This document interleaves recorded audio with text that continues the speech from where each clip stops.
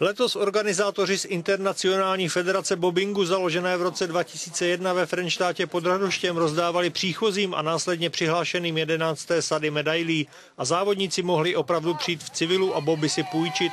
V minulosti už se na pustevnách na bobech proháněli i zahraniční účastníci. Měli jsme nejvzdálenější účastníky z Indie a Vietnam, co šli kolem turisti nějací, tak se zkrátka zúčastnili. Tak to bylo neplánované, ale byla to sranda. Ta paní tmavá, snědá, poprvé jela na bobech v životě, poprvé viděla sníh, když tady byla na návštěvě a hned si zkusila boby, takže dobrý. Na závodníky čekalo několik disciplín, sjezd dětí, rodinná štafeta a grupensjezd, ve kterém v rozjížďkách mohli bobisté své soupeře blokovat i odstrkovat. Až do finále grupensjezdu se vedle 5 mužů dostala i jediná dívka a ve finálové jízdě Markéta Petrášová získala nejen druhý titul mistryně světa za jediný den, ale především skalp 5 těžších bobistů. Úplně super, jako hlavně ty chlapy, jak jsem převacovala a všichni za mnou, jako to byl úplně super pocit, fakt.